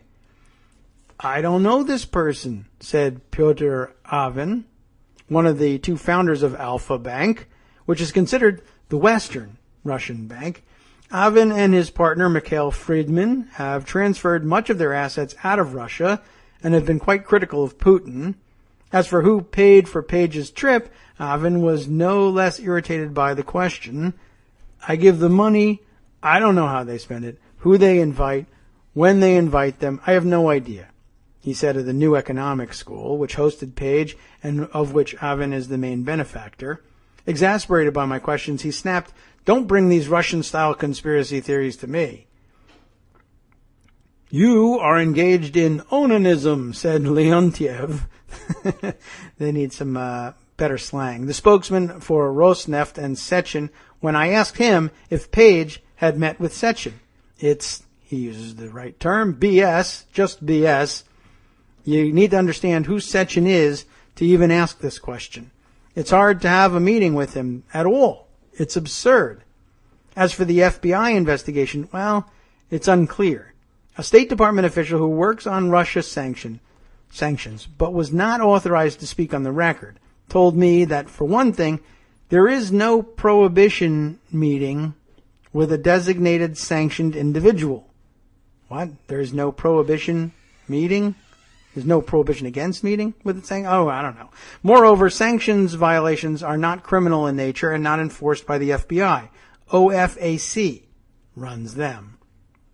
I'm not certain who that is. He added, the story doesn't add up. What does seem to have happened is that various U.S. intelligence agencies were looking into Page's time in Moscow, then briefed Senate Minority Leader, Democrat Harry Reid, who wrote a letter to FBI Director James Comey, he probably thinks twice about that now, asking him to investigate, among other things, whether a Trump advisor who had been highly critical of the U.S. and European economic sanctions on Russia, and who has conflicts of interest due to investments in Russian energy conglomerate Gazprom, met with high-ranking sanctioned individuals while in Moscow in July of 2016, well after Trump became the presumptive Republican nominee. I got my next surprise when I called Stephen Miller, Trump's senior advisor. I caught him just as the Trump plane was about to take off and asked him the tired old question, who is Carter Page? Who? Says Miller, and then went off the record to expound on his lack of involvement in the campaign. He has no formal role in the campaign. Hope Hicks, how did she find that out? How did she do it? That's what Hope Hicks texted in response to the same question. Now my interest was piqued.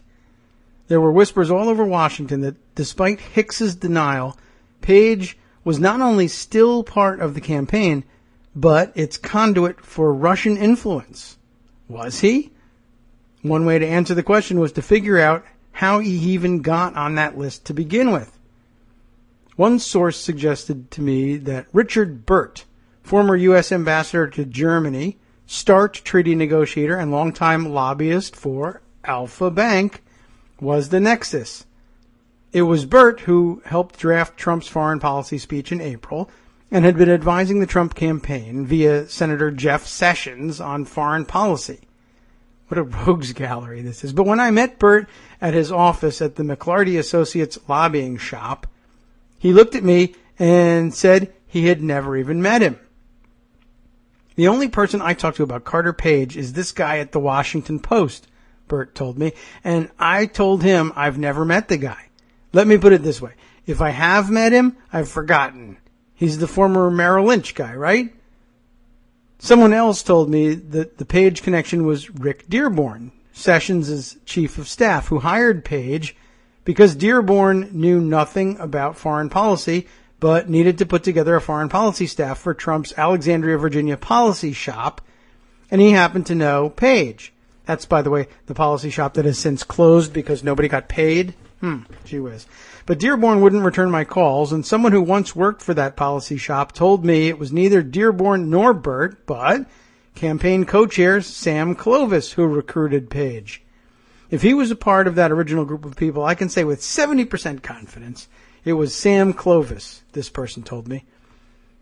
I'm not answering your questions, Clovis told me. He refused to tell me if he was the one who found Page, but Jason Miller, the campaign's other spokesperson, how does he do it, says Carter Page isn't someone I've interacted with, which confirmed what a policy staffer on the Trump campaign told me.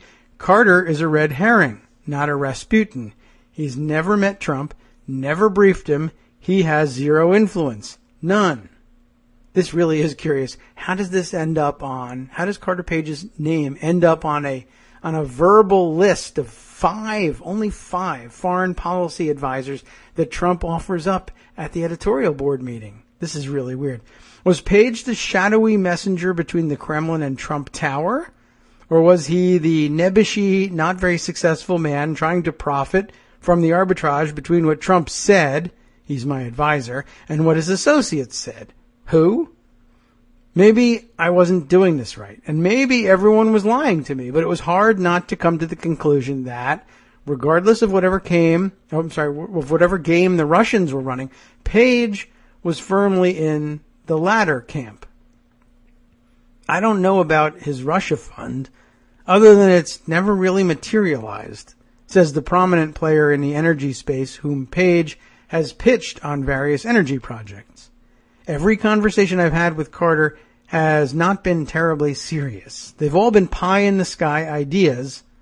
They are usually issues with traction and execution capabilities. There are usually issues with traction and execution capabilities. He went on, I could name a project.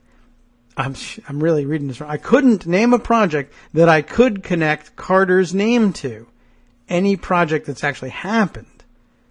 I don't know how he's earned a living off this, the energy player says, but I think he's been trying to be an intermediary. If you hang around Russia long enough, it's sort of like a pinball machine. Something will hit you.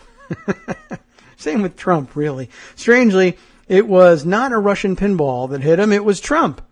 That's why they mesh so well, Russia and Trump, I guess. According to the Trump policy advisor, this winter, Clovis began to draw up a list of people who could serve as policy advisors to the campaign and give it some intellectual and policy heft. But somehow this guy still makes it.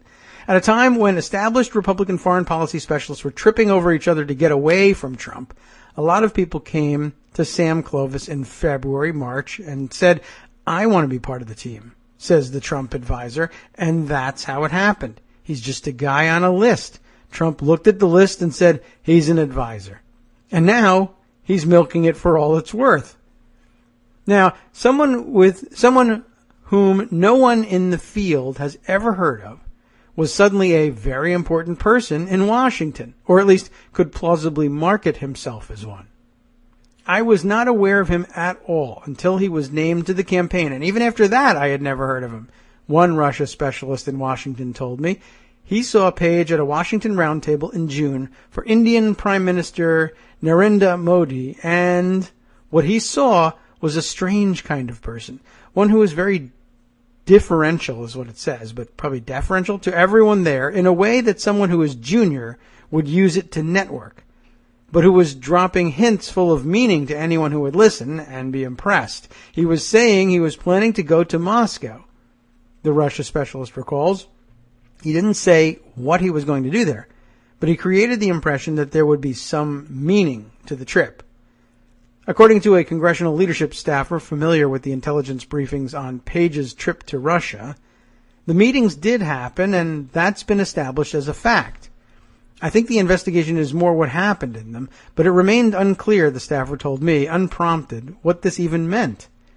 It's not just did he meet with them or not, but now looking into the bigger question of what the hell is going on, said the staffer. Is he acting as a conduit in ways that are against America's national security interests? Wittingly or I should add. It's what's hard to parse about this. Is he doing this with nefarious intent, or is this just about guys who are thrilled to be living in a John le Carre novel? Or are they being played by much smarter people in the Kremlin? This seems to be vintage Carter Page, a man whose story never quite adds up, as much as he tries to make the numbers work. But he's also mastered the art of manipulating the distance between his story as it is and his story as he wants it to be, playing on the uncertainty in between to make himself seem more successful, more connected, even more evil than he really is, and to try and turn a profit off of that. If Page is using his status as Trump advisor for personal gain, that's another matter. Time for Page to join Twitter. Michael McFaul, former U.S. ambassador to Russia, tweeted after news of the investigation broke. The Russians may be filling out the Trump campaign via Page, but Page must be loving every minute of it. After all, meeting Russia's energy czar is an impossible dream for a would-be investor struggling to make it in the world of Russian energy. But the dream entered the realm of the possible when Trump said 3 words in March: Carter Page, Ph.D. Now Carter Page, Ph.D. has found a perfect candidate to latch onto, like a pilot fish feeding off the carnage wrought by the oblivious Trump shark. For months now, the American press has been twisting itself in knots trying to explain men like Page and Manafort, and through them to answer the question of whether Putin is trying to destroy America by their hands, and is Trump a Kremlin stooge or just a useful idiot, and is there even a difference? There doesn't seem to be one in the world of Trump, which in some ways resembles Putin's. The waters of truth are muddy and deeply suggestive, and that is all that matters. Is Putin actually meddling in our election and undermining the foundations of Western democracy in a massive way, or just doing just enough to make us think he is, and thereby acquiring powers he holds only because we believe him to have them? I want to hope that this is connected with the growing influence and significance of Russia, Putin says, of the rumors of Russian meddling in the American election. As we in the media continue to squeegee them around, rarely really getting closer to the truth, and watching it disintegrate in our hands when we think we've finally grasped it. That's really interesting. I really do wonder now, who is this guy and where did he come from? They can't even explain where they found him. Weird. Okay, let me squeeze in one last related piece that I think sort of weaves itself into some kind of comprehensive narrative. And I guess playing off of the idea of Russian hacker / web savvy propagandist, the play that is being described for influencing the election on a different level. Still not being claimed that anybody's hacking into election computers or tabulating computers. But then this is slightly different from hacking into the the DNC and snagging emails. This is just sort of, it, I guess, resides in the space between that and RT as a propaganda arm. This is really fascinating. BuzzFeed uncovered this one. Craig Silverman and Lawrence Alexander did this bit here. How Macedonia, well, that's not Russia, but you get the idea. How Macedonia became a global hub for pro-Trump misinformation. That is weird. I hadn't heard anything about Macedonia in this, and it may have no connection whatsoever. It's just illustrative of things you can do for kicks or money or what have you that actually can end up sort of in a roundabout way. I mean, affecting the election. It's not affecting votes that weren't already going to Trump. You'll see what I'm talking about. Craig Silverman, Lawrence Alexander at BuzzFeed with this story. Okay, probably going to be full of names I'm going to murder in here too. All right, this is the news of the millennium, said the story on worldpoliticus.com or worldpoliticus.com. I don't know what they meant that to read as. Citing unnamed FBI sources, familiar, it claimed Hillary Clinton will be indicted in 2017 for crimes related to her email scandal. Your prayers have been answered, declared the headline. For Trump supporters, that certainly seemed to be the case. They helped the baseless story generate over 140,000 shares, reactions, and comments on Facebook. And of course, similar story, if not the exact same story, has made it to the point where Donald Trump is now declaring it on all of his campaign stops. And even Fox News is having to correct itself for having mentioned the damn thing.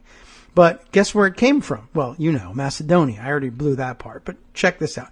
Meanwhile, roughly 6,000 miles away in a small Macedonian town, a young man watched as money began trickling into his Google AdSense account. And it's not transferred from Alpha Bank or anything like that. This really is fascinating because it's just so amazing. Yeah, oh gosh, this can be done. Why am I not doing this? Over the past year, the Macedonian town of Veles, who knows, V-E-L-E-S, population 45,000, by the way, that's metric, has experienced a digital gold rush as locals launched at least 140 U.S. politics websites.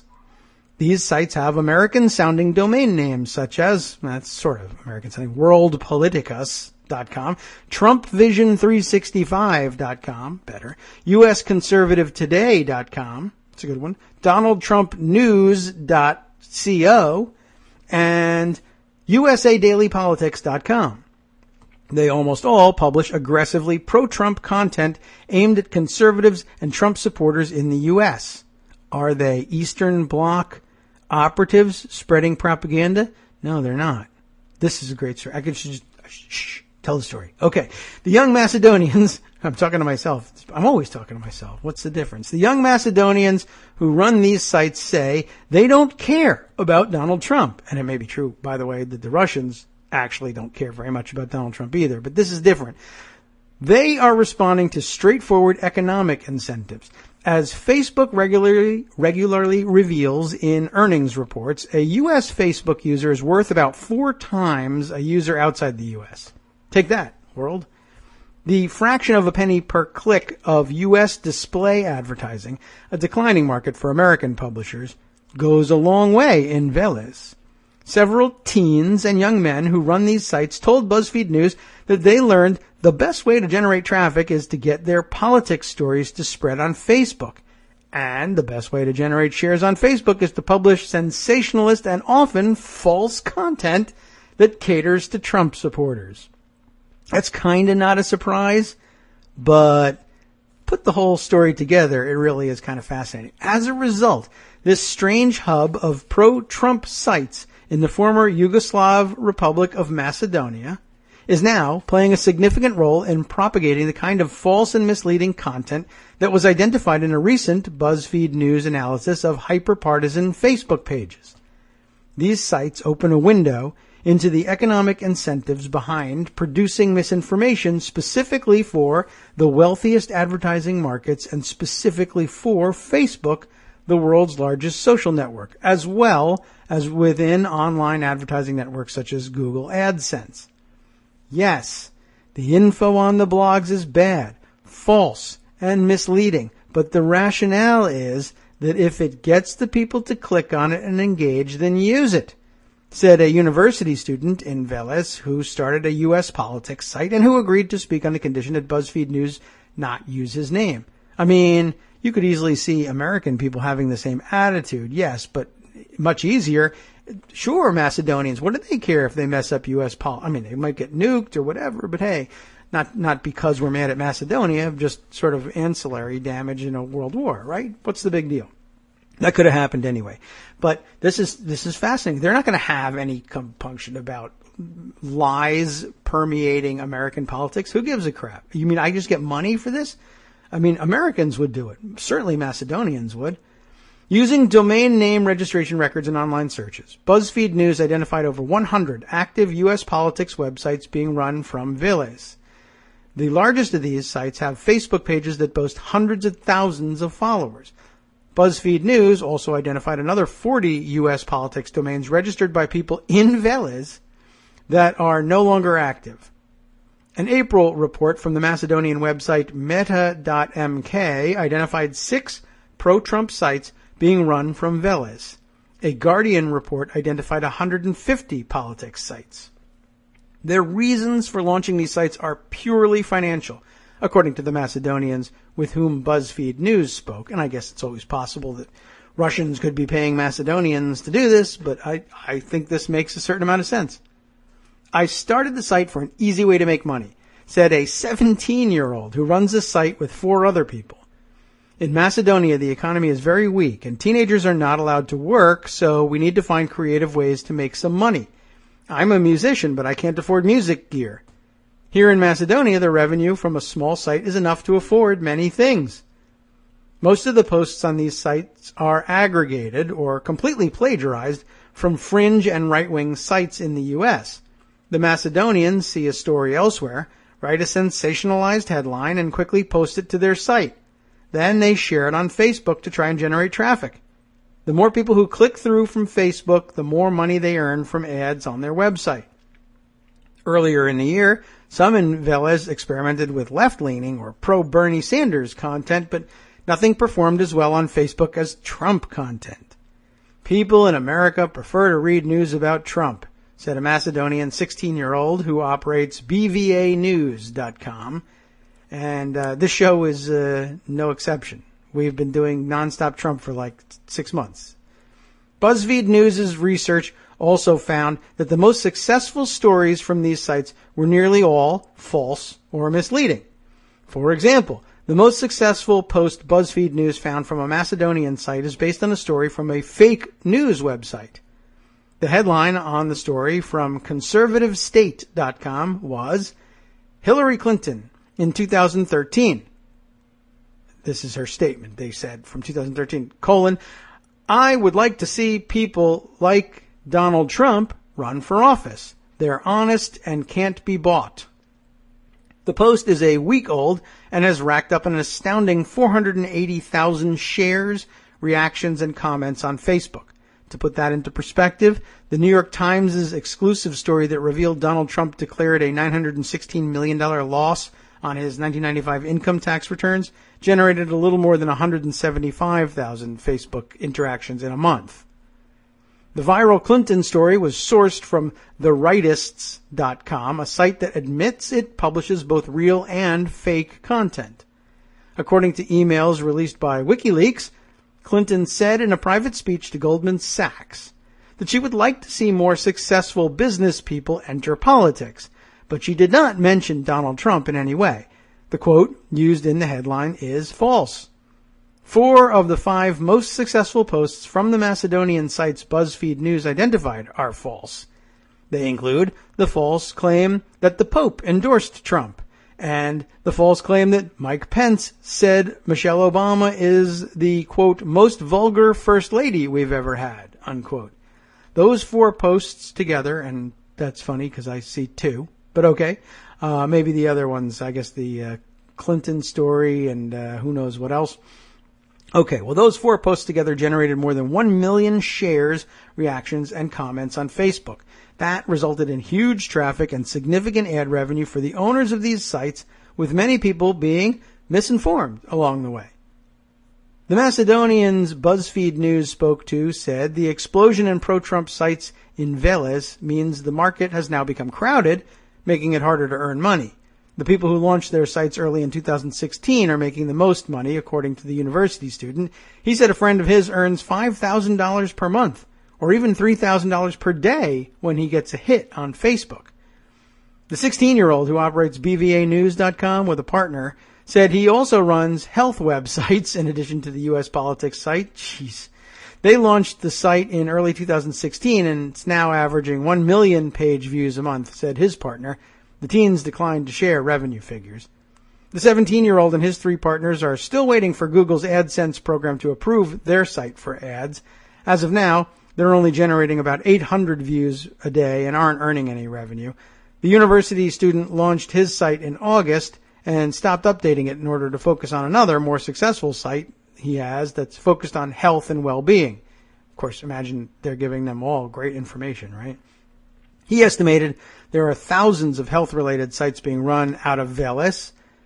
U.S. politics is just this year's opportunity, thanks to a combination of Trump and Facebook. I stopped because I didn't really enjoy doing it, and we didn't actually make any money from it since there are so many people posting already, the university student said. The people who started the early ones are the ones reaping the rewards. Aside from the allure of easy money, they also have an element of pride that web-savvy people, including teenagers, in a small country like Macedonia can earn money by gaming Facebook, Google, and Americans. A good chunk of the world thinks Macedonia is primitive, but that is not true, said the 17-year-old. The young men running these sites know the Trump traffic bonanza will soon come to an end. They expect traffic and revenue to decline significantly once the election is over, but they also hold out hope that a Trump win will keep their sites afloat.